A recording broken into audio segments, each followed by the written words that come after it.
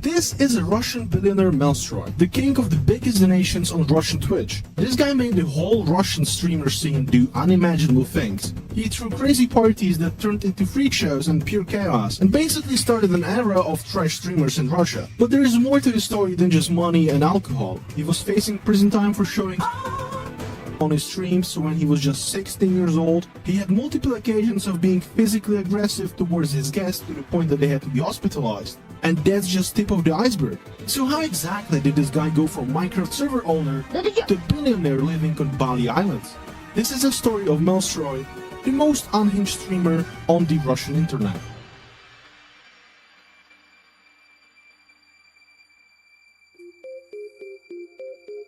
Andrei Burin, or as we know him Melstroy, came from a very poor family. Father worked in a local factory and his mother worked as a cashier. They were so poor that Andrei had to wear his brother's clothes as he got older. He really looked up to his brother. In fact, he was the one who introduced him to the world of the internet. He bought him a new PC, and it didn't take long until Melstroy got into Minecraft. He would skip school very often and instead sink thousands of hours in Minecraft, till he realized he can make good dollar out of it. Andrei decided to buy hosting and made a Minecraft server.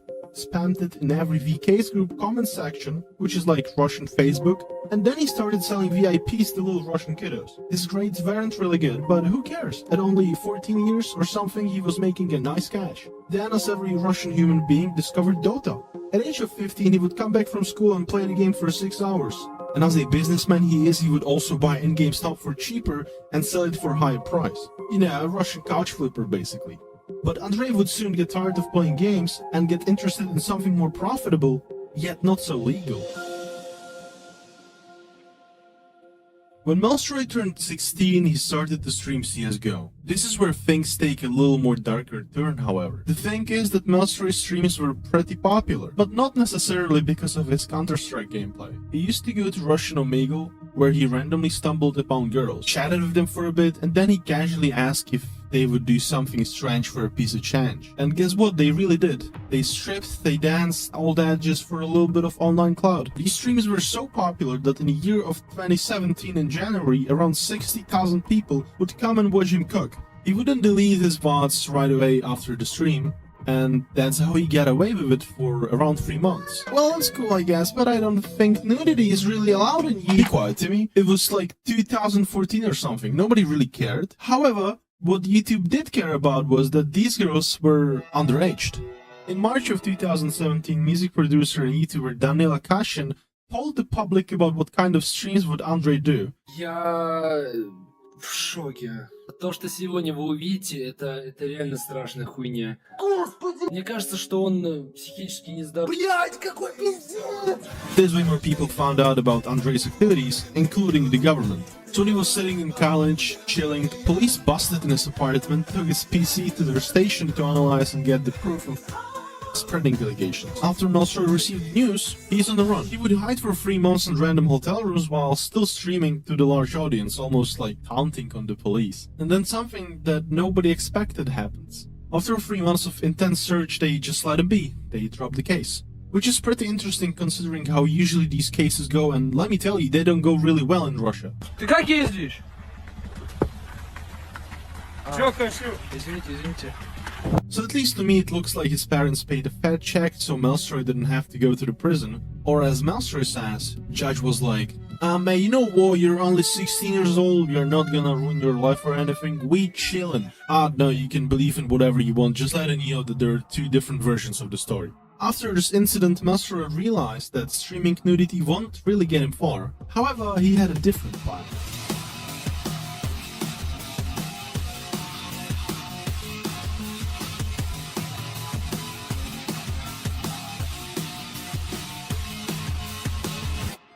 Melstroy decided to stream Gamba. He had an exclusive deal with a big online casino and money started to pour in. His life turned into alcohol, drugs, a lot of drunk girls ready for anything, and 100,000 of viewers witnessing these freak shows live. That's the content he was doing. The more bizarre, the better it is. He invites small streamers or people that just want to make money to the stream, and they're basically humiliated for the viewers' entertainment. There are constantly fights and other absurd things that I can't even say or this video is banned instantly. It's like we go back to barbaric times again. He was one of the pioneers of Russian trash streams, along with names like Refly, who locked out his pregnant girlfriend in the winter outside where she eventually died, and all that for a donation on the stream. Or JV Link, who is basically just a low-budget Melstroy. We will talk about him a little later as well. So what started as, hey listen, let some girls buy some alcohol and do a drunk stream along with some casino, snowballed into Melstroy going insane and creating an illusion in his head of him being an absolute god. Eventually he doesn't care about anything or anyone. Just look at how he's treating his own friends.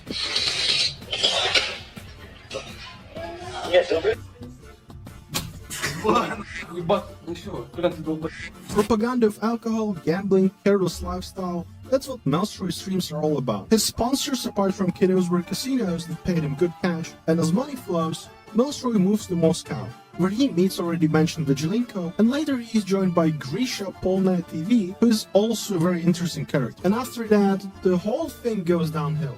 This is what happens when you're a 21-year-old, without education, a gambler, and you surround yourself with alike people who are straight up crazy in the head. You will start going insane.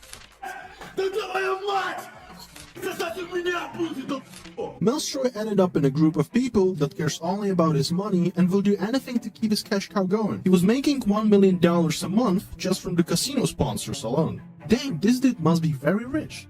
Maybe, but not as much as you think. He's a gambler, and that's a fact. He drains thousands of dollars down per stream. He rents these super top apartments in Moscow City. It's like a drip neighborhood where all cool and rich kids hang out. He spends cash on random flashy stuff, supplies stream with the most luxury alcohol. He even pays some celebrities to come in, like this guy, Edward Bill, which is a famous Russian blogger. Melstroy paid him around 1 million rubles to come on the stream, only for him to promote some random online casino. Melstroy didn't like it, obviously, and after confronting Edward about it, he responded by saying that that's the only reason he came here and he wouldn't even wipe his ass with his 1 million rubles. He got kicked out just a minute later. Another great example of Mel's god complex is the stream that occurred in June of 2020. Mel rented a nice house, invited a couple of guests and some girls as well. This is Yana, just a random girl that looks pretty good, and she makes sure that everyone sees that. She flirts with Melstroy a little bit as well. After like 30 minutes of this happening, Yana gets a call. The caller was her boyfriend, who was not very happy about what's happening on the stream. For obvious reasons. Mel basically laughs at him and calls him a cock. Now we move to the front yard of the house where we can spot a couple of newcomers that are trying to get inside of the house and Melstroy's bodyguard, which to be absolutely honest, did absolutely nothing. Keep in mind that behind this door is Melstroy, who has no idea what's happening outside of the room. Yana comes out and argues with her boyfriend, but boyfriend doesn't really want to talk. So Yana gets slapped, and after that, she gets slapped again. Then guards finally escort those mofos from Melstroy's property, and that's pretty much it. Melstroy, with all this success around him, grew an ego of abnormal measurements and didn't treat other people right, let's be real. But after one of Russia's most famous artists, Morgenstern, declined his invitation to the stream by saying he doesn't like what's happening there and he doesn't want to be part of it, his god's complex got a little damaged. He realized that people who don't really need his money don't respect him enough, and his reaction to the people not sucking his toes like he used to got a little more impulsive. On 19/10, 2020, Melstroy streamed as usual. He invited a bunch of people to his apartment, drank alcohol, but Melstroy will remember this date as the day when he almost ruined his career.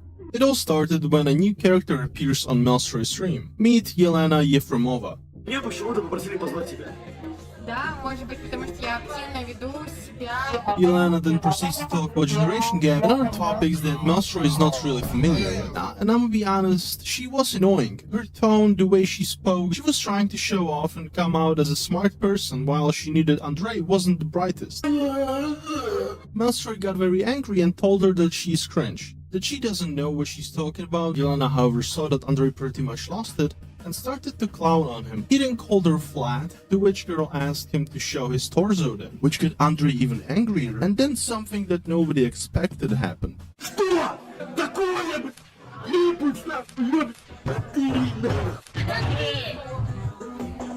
Yelena ended up with a broken jaw and brain injury that was progressing as they went by. However, Melstroy didn't even care. He got sued by her afterwards and had to pay a sum of 72k Russian rubles, and he also got 6 months of community service. After this incident, he got almost all his social medias blocked, including YouTube channels, Instagram, VK, and Telegram. And it looked like Melstroy is done and will never come back from this situation ever again. Melstroy proceeded to spend 2 years creating new channels on YouTube, trying out new platforms and new ways how to stream again. Nothing seemed to work though, until he found Kick, where nobody seemed to have a problem with him to be there. He started to gain audience there with streams where he would give out Maybach Mercedes to biggest donators, which turned out to be 1.5 million Russian rubles and stuff like that. He then left Russia and started traveling. Andrei stayed in Dubai where he paid $10k per day for a hotel room. He also bought watches for $20 million, so you know, guy's living a life. But the reason why I named this chapter Comeback is because after the incident, his numbers fell significantly, and he wasn't as popular as he used to be. However, he wanted to let the world know about him one more time, because for the attention-seeking person that he is, it's pretty hard to go for so long without any big stunts. So he publishes this video. Постричь, короче, всех стримеров нахуй на вас. And he did as he said. Well, almost. First of his victims was Hesses. He got 5 million ruble dono. Then Kasha got 1.5 million rubles. Then a little side quest he did. He donated 3 million rubles to a Russian legend streamer Papich, who said he would never play Dota again, which is kind of funny, not gonna lie. The only guy who refused to shave his head was Bratishkin. He said that he won't do it even for 40 million rubles. I mean, shit, I would do it for $2, not gonna lie. Which, funny enough, is exactly how much my Patreon costs. Link down in the description. Then apparently shaving streamers wasn't enough, so Melstroy thought of another stunt he could pull off. Well, and for that, he probably remembered good old days, since he donated money to female streamers and asked them to strip for him. He donated 1.5 million to this lovely lady to show her thingies. Then this girl asked for 3k, which Melstroy donated as well. He also donated to Sveta Solar, the famous Russian blogger or whatever, I don't know, and she looted 1 million rubles. However, this next girl dragged the most attention, as after Andrei sent her 1 million rubles in order to pull up her shirt and sit like that for a whole minute on the stream, he called bank and basically stole her money back. Some say these stories are fake and Melstroy never donated anything, since the thing with calling bank sounds pretty sus even for Russia. Then some donations were misspelled and some other stuff. Overall, I think he would actually do this, but I couldn't care less really. Anyway, as for now, Andrei is chilling on Bali Islands these days and makes around $20k per gambling stream. He doesn't do trash streams anymore, he only streams with selected people who he trusts. And at the making of this video, something really interesting happened. Melstroy announced he would be paying $200 for every TikTok of him that gets 10k likes or something. And just recently he posted something on his Telegram that is even more interesting. He posted challenges. For example, if anyone makes Mr. Beast follow him on Instagram, gets 150 million rubles. A person who climbs Mount Everest gets 50 million rubles, and yada yada. It's crazy amount of money, and I guess it worked because Melstroy said that Mr. Beast actually followed him and even messaged him. Hey Mel, so I was told to do this video saying hi. I'm not sure why, but hi. So are we getting Melstroy and Mr. Beast collaboration pretty soon? Who knows?